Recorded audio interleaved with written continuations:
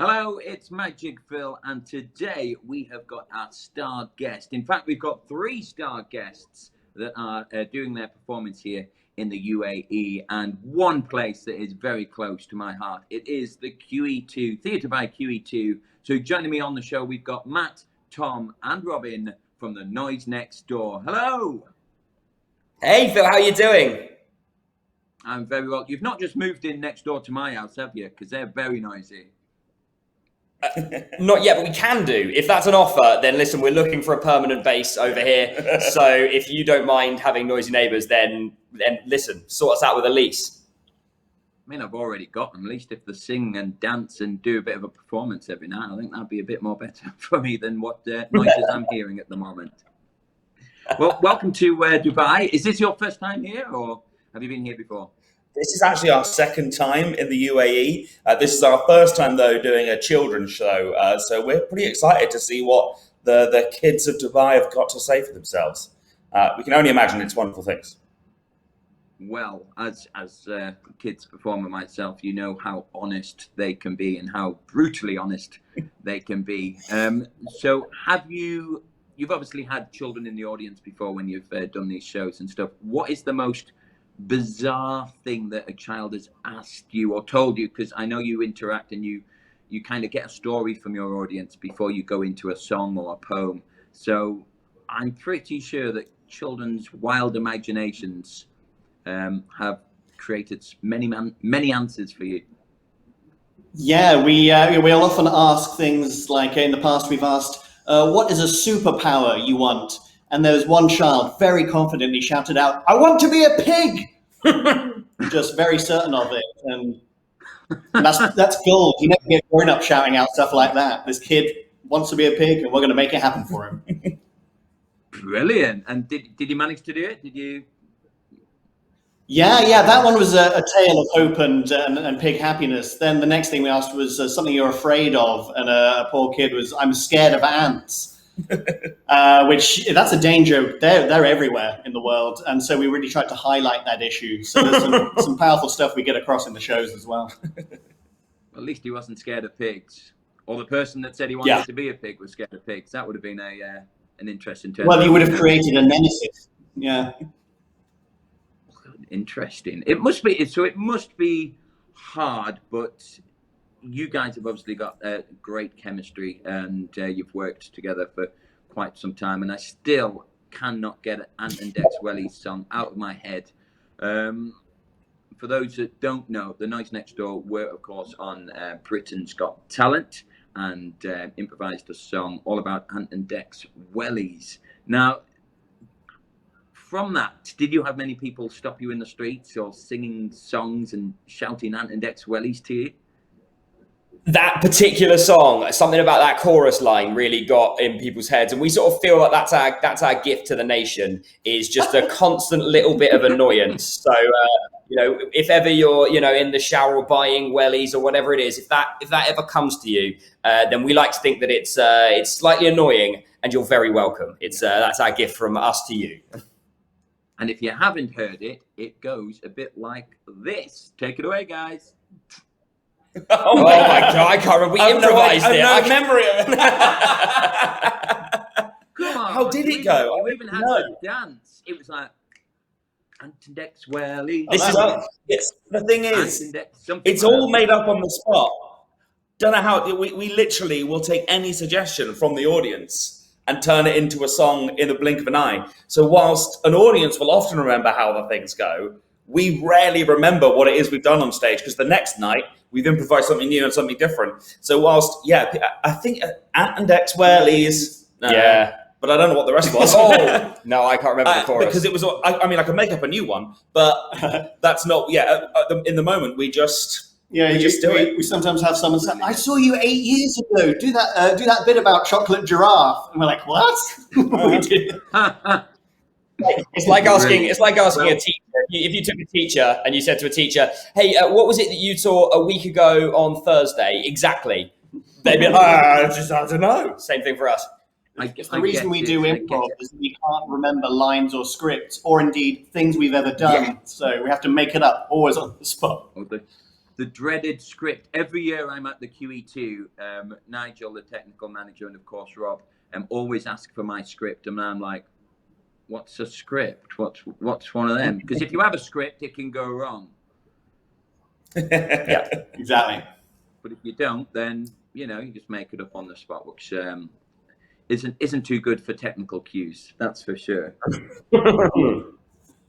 Well, guys, it's great that you're here in Dubai. I know a lot of people are excited, and have already got their tickets. I know we've had some tricky times with COVID and being rescheduled and all that kind of stuff, but you're finally here. Guys, if you haven't seen The Noise Next Door, then these will bring so much laughter and fun to your evening or your daytime, especially for the children. There is a children's show on Saturday at 3 o'clock. If we want to follow you on socials, what is your Instagram? We are at Noise Next Door on everything. So Instagram, Twitter, Facebook, all the ones, TikTok, at Noise Next Door, just about everywhere. Brilliant. So guys, do go check them out and get your tickets at Theatre by QE2. Now, I want to find out how hard and how difficult this is. So before I put the true pros to a test, I want you to put me to the test. Now, this is going to be absolutely granny pants, but I want to if you can give me a few tips. So you say you ask questions. What sort of questions do I need to be asking to get a little bit of a rap going? So a good question would be something that's always goes down well is if someone's got a hobby. So if you're making up a song or a poem about an individual, then the first thing that you can do is you can look at what they're wearing. So I might say, oh my goodness, yeah, it's so obscene because Magic Phil, his hat is green. Everyone's having fun. It's the worst. Goodness me, he's wearing a polo shirt, right? So you can go just for the things that they're wearing, or you can get a little bit deeper and you can say, hey Phil, what is it outside of being magic? What's a hobby that you've got? Have you got any interests? No. No, nothing. Okay, so we would take that then, and we would say it turns out that Magic Phil isn't as magic as we initially thought. He's just a guy. He just turns up, wears a magic green hat, and that's it. And we would then use that. So a good tip would be you can ask people for hobbies, jobs, things they don't like, things that you couldn't see just by looking at them. So any question like that would be the way to get yourself going. Here we go. All right. What is your phobia?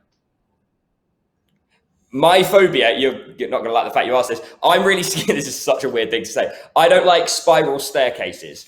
So, in castles, I hate. Okay. And the problem is, Phil, is that quite often to get into a castle, it's a regular staircase. And then on the way out, they put a spiral staircase. So more than once, I've just been trapped in castles. I hate them. Okay. That's my phobia. Okay. So spiral staircase. All right. Okay. One more. I'm only going for two. I'm not doing a full questions here. What's your favorite color? Green.